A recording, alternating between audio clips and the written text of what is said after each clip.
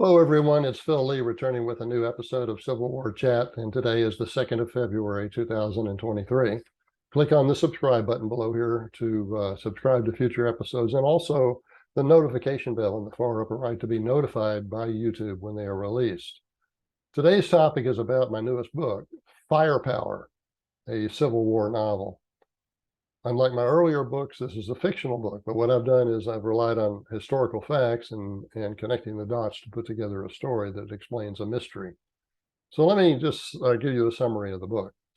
While repeating rifles may have been the single most important technical advance of the American Civil War, bureaucratic resistance to them is one of the top mysteries of that war. Since they could fire up to 7 times faster than the muzzleloaders that dominated both armies, they provided the Union soldier a decisive advantage whenever available in sufficient numbers. Federal Cavalry General James H. Wilson wrote on January 2nd, 1865, quote, "There is no doubt that the Spencer repeater carbine is the best firearm yet put into the hands of the soldier.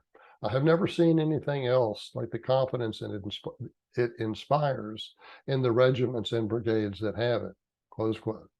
Although a Union Army monopoly by virtue of being a Northern invention, repeaters were not deployed in meaningful numbers until the last 9 months of the fighting. At war's end, when Union armies totaled about 1 million men, only about 75,000 repeaters had been deployed. Notwithstanding their firing rate superiority, the head of the Army's Ordnance Bureau, General James T. Ripley, opposed repeaters. Even though the Navy placed an initial order for 700 in June of 1861, near the beginning of the war, Ripley did not order any until the day after Christmas of that same year. On that date, he ordered 10,000, but only upon the insistence of Assistant War Secretary Thomas Scott, and the Bureau reported to the War Department. When pressed to explain his objections, Ripley minimized the obvious advantages of the repeater's superior firing rate, and quixotically complained that that very firing rate would cause soldiers to waste ammunition. Ripley's attitude delayed repeater adoption while he headed the Bureau from April 1861 until September 1863, when President Lincoln replaced him. It took Lincoln 29 months to conclude that Ripley's stubborn opposition was unwarranted. 2 timely incidents around that period underscored the advisability of replacing Ripley. First, among the 24,000 muzzleloaders scavenged from the field after the July 1863 Battle of Gettysburg, fully 18,000, 3/4, were found to have 2 or more loads in the barrel, thereby rendering them unusable. Such a condition was rare among repeaters.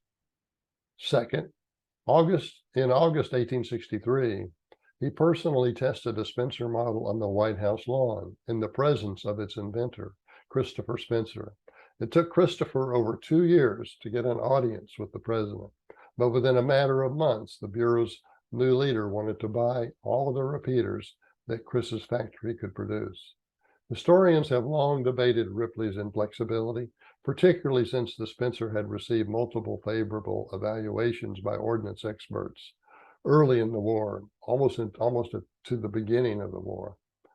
Being a novel, Firepower reveals that historians have been unaware that the Confederate Secret Service was involved in this situation.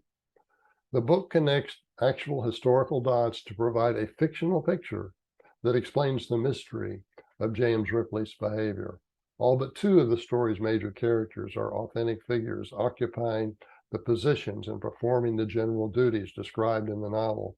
Among them is a James Ripley nephew, Confederate General Roswell Ripley, whose family secret is the hinge upon which the story pivots to reveal the whole truth.